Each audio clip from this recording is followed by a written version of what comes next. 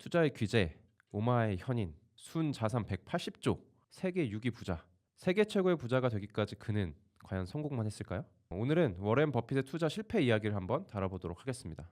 오늘의 궁금증, 워렌 버핏은 얼마나 부자일까? 워렌 버핏의 실패한 투자는 없을까? 마지막으로 워렌 버핏의 진짜 부의 원천은 뭘까? 한번 살펴보도록 하겠습니다. 자, 워렌 버핏이 얼마나 부자인지 한번 살펴봐야겠죠? 제가 포브스 웹사이트에 한번 들어가 보니까 전 세계 부자들의 순 자산이 순서대로 정리가 되어 있더라고요. 워렌 버핏 자산을 보니까 136에 B가 붙어 있어요. 2024년 8월 9일 기준 자료고 환율을 넣고 한번 계산을 해보니까 한 185조가 넘는 돈이 나옵니다. 이게 얼마나 큰 돈이냐면 만약 이거를 연 4% 이자만 받더라도 1초에 23만 원씩 늘어난다고 해요. 이 돈은 남한 인구 5,100만 명한테 나눠줘도 인당 360만 원씩 나눠줄 수 있는 돈입니다. 만약 연봉 10억을 내가 번다라고 하면은 20만 년 전에 아프리카 대륙에서 호모사피엔스가 처음 출현했을 때부터 한 푼도 안 쓰고 저축하면 따라잡을 수 있는 돈이라고 합니다. 그런데 워렌 버핏은 어떻게 부자가 된 걸까요?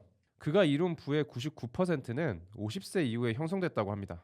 10살 때부터 시작해서 무려 80년 동안 투자했고 연수익률은 약 20% 정도가 된다고 해요. 그래서 워렌 버핏은 복리의 마법사 그 자체라고 볼 수도 있을 것 같아요. 물론 그동안 코카콜라, 애플, 아메리칸 익스프레스 같은 유명한 회사들로 정말 큰 돈을 벌었습니다. 하지만 워렌 버핏의 진짜 부의 원천은 그의 실패 속에 있습니다. 그가 어떻게 지금의 현인이 되었는지 지금 저와 함께 워렌 버핏의 과거를 한번 파보도록 하겠습니다. 워렌 버핏이 30대였던 1960년대 초 당시 망해가던 한 방직 회사를 인수하고 경영자를 해고하고 직접 경영을 시도합니다. 무려 20년 동안 사업을 성공시키기 위해서 정말 열심히 노력하고 투자도 많이 합니다. 하지만 결국 망했고 1985년 방직 사업을 정리합니다. 워렌 버핏이 말한 내가 산 가장 바보 같은 주식.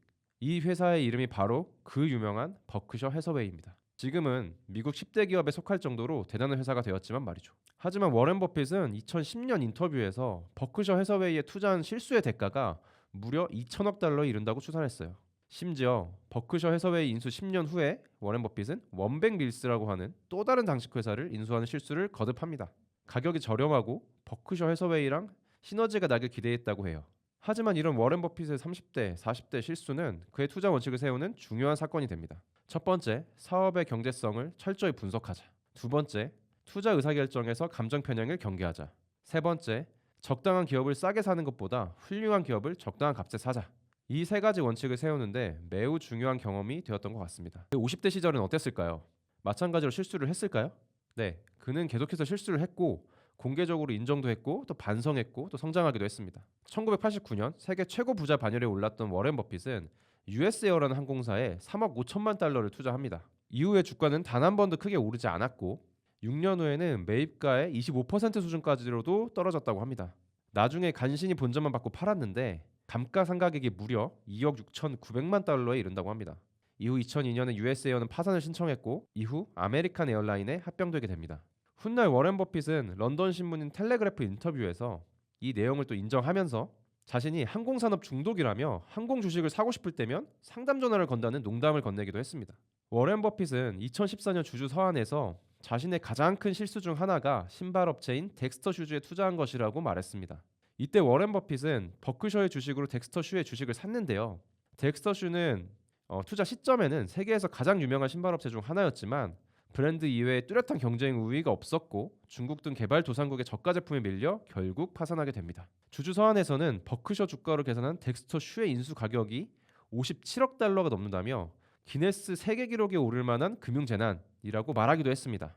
이때 경제적 해자라고 불리는 기업의 경쟁 우위에 대해서 더욱 철저히 분석해야 된다는 생각을 하게 된 것 같습니다. 70대의 워렌 버핏도 두 개의 에너지 회사에 투자하는 큰 실수를 합니다. 바로 코노코필립스와 에너지퓨처홀딩스라고 하는 회사였죠. 2008년 유가가 역대 최고치를 갱신할 때 버핏은 그해 70억 달러를 투자해 코노코필립스의 주식을 대거 매입합니다. 하지만 이후 에너지 가격이 극적으로 하락하면서 70억 달러의 투자금이 44억 달러로 급격히 하락하게 됩니다. 무려 마이너스 62%네요. 2009년 2월 연례 주주 서한에서 버핏은 에너지 가격이 극적으로 하락하리라고는 전혀 예상하지 못했다라고 신인합니다. 에너지 퓨처홀딩스 채권 투자 사례도 유명합니다. 천연가스 가격이 오를 것이라고 생각하고 2007년부터 꾸준히 투자해 21억 달러어치 채권을 구매했으나 가격이 급락하고 8억 7,300만 달러를 손실하게 됩니다. 에너지 퓨처홀딩스는 2014년에 파산했고요. 워렌 버핏은 에너지 퓨처홀딩스 투자에 대해 그의 파트너 찰리 먼거와 상의하지 않은 것을 후회한다고 말했습니다. 이미 경력이 50년이 훌쩍 넘고 세계 최고 부자인 워렌 버핏도 말이죠. 주주서한에서 실수를 인정했고 찰리 먼거와 상의하지 않고 결정한 것에 대해 후회했습니다. 마지막으로 워렌 버핏은 구글과 아마존에 투자하지 않은 것을 후회했습니다. 지금의 버크셔 해서웨이 투자 포트폴리오에는 애플 주식 40%에 이를 정도로 기술주 구성이 많지만 과거에는 기술주에 대해서 부정적이기도 했고 폐쇄적이기도 했습니다. 2017년 버크셔 해서웨이 연례회의에서 워렌 버핏은 구글에 투자하지 않은 것을 후회한다고 말했는데요. 워렌 버핏은 자신의 기술 지식이 부족했고 구글의 비즈니스 모델에 대한 이해가 부족했지만 이를 파악하기 위해서 노력은 했어야 된다라고 말했습니다. 심지어 버크셔 해서웨이 자회사인 가이코라는 보험사는 이미 구글 광고 플랫폼에 크게 의존하고 있는 상황이었는데 말이죠. 또한 아마존도 훨씬 오래전부터 알고 있었지만 미리 파악했어야 된다라고 회했다고 합니다.